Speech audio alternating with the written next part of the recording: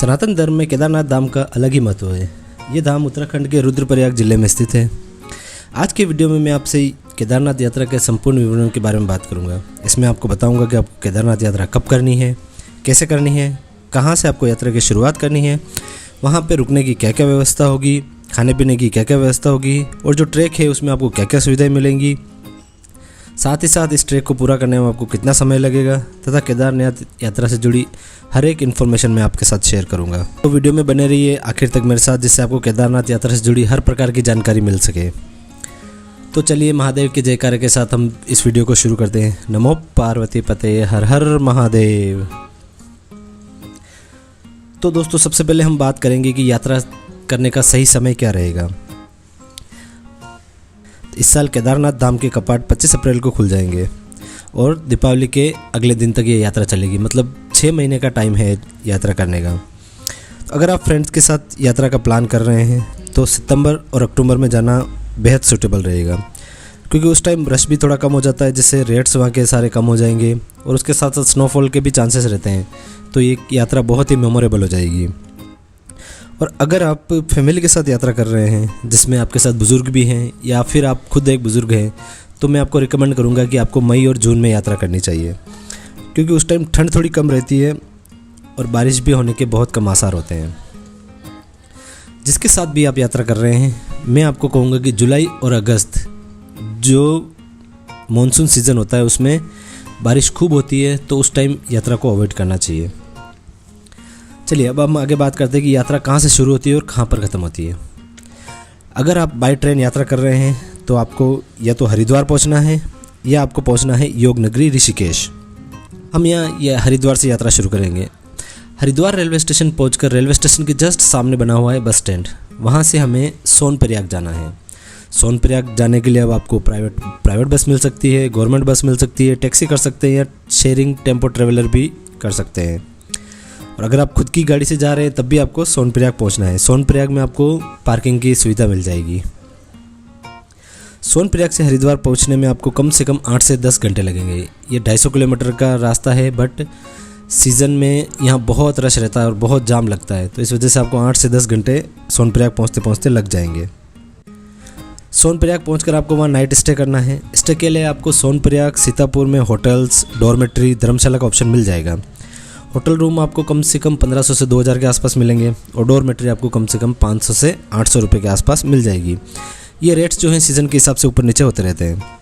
मैं रिकमेंड करूँगा कि अगर आप पीक सीज़न में आ रहे हैं, जो कि अप्रैल मई जून रहेगा, तो इसमें आप प्री बुकिंग करके आइए, जो कि आप गवर्नमेंट की वेबसाइट gmvn.com से कर सकते हैं। डे फर्स्ट में नाइट स्टे आपको सोनप्रयाग में करेंगे। इस तरह आपका पहला दिन कंप्लीट हो जाएगा। डे टू में आपको सुबह जल्दी उठकर यात्रा शुरू करनी है।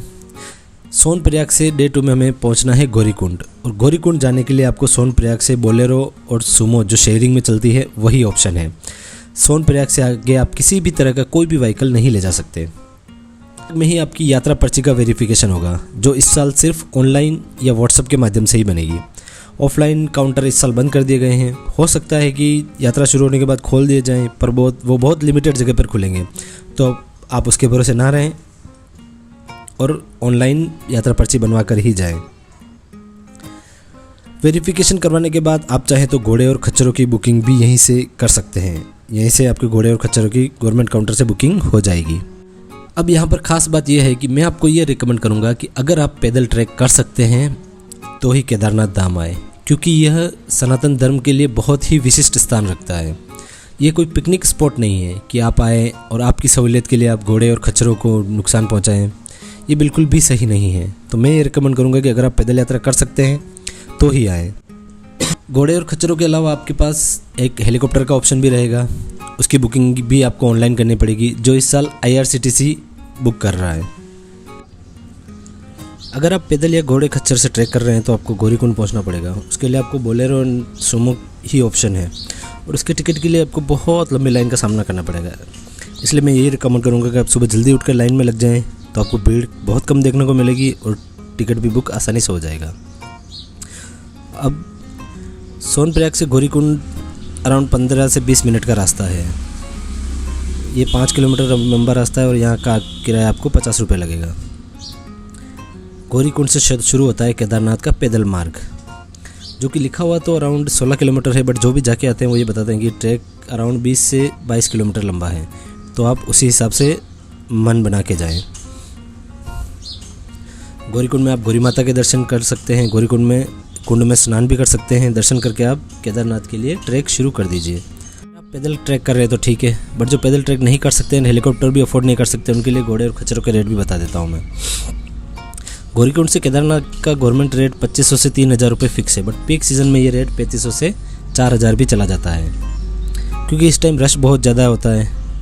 पालकी का रेट आपके वज़न के हिसाब से निर्भर करता है, जो कि 7000 से 10,000 तक वेरी करता है। केदारनाथ ट्रैक के दौरान आपको रास्ते में जगह जगह खाने पीने के स्टॉल मिल जाएंगे, आपको टॉयलेट की सुविधाएं मिल जाएंगी, आपको हेल्थ चेकअप के 2-3 कैंप्स मिल जाएंगे और आपको छोटे छोटे पानी के झरने भी मिल जाएंगे, जिसमें साल भर फ्रेश वाटर बहता रहता है और वो आप पी भी सकते हैं। अगर आप ये ट्रैक एक दिन में पूरा नहीं कर सकते तो आपको GMN के बीच बीच में कैंप्स भी मिल जाएंगे। तो आप सुंदर वैली का, इन नज़ारों का, बहती मंदाकिनी नदी के पानी की आवाज़ का मज़ा लेते हुए और महादेव के जयकारे लगाते हुए 8 से 10 घंटे में केदारनाथ धाम पहुंच जाएंगे। ऊपर केदारनाथ धाम में भी ठहरने की बहुत व्यवस्था है, बट मैं ये रिकमेंड करूंगा कि आप पहले से GMN से बुकिंग करके जाएं, क्योंकि पिछली बार लोगों को बहुत दिक्कतें हुई थी, क्योंकि वहाँ रहने की व्यवस्थाएँ कम और लोग पहुँच गए थे बहुत ज़्यादा। आप प्राइवेट होटल्स के भरोसे बिल्कुल भी नहीं जाएं, क्योंकि उनके रेट्स सीज़न में पर रूम 8000 से 10,000 तक पहुंच जाते हैं। आप वहां पहुंचकर फ्रेश हो जाएं और शाम को चाहे तो केदारनाथ के दर्शन कर लें और नाइट में आराम कर लें। सुबह जल्दी उठकर नहा धोकर दर्शन की लाइन में लग जाएं, क्योंकि दर्शन की लाइन सुबह 3 से 4 बजे से लगनी शुरू हो जाती है और दर्शन सुबह 6 बजे के आसपास खुलेंगे, तो आप जल्दी दर्शन कर पाएंगे। दर्शन करके आप मंदिर प्रांगण में थोड़ा घूम लीजिए और फिर दर्शन करके मंदिर प्रांगण में थोड़ा समय बिताकर भैरव बाबा के दर्शन करने के लिए ट्रैक शुरू कर दीजिए, जो कि अराउंड मंदिर से 1 किलोमीटर तक का है।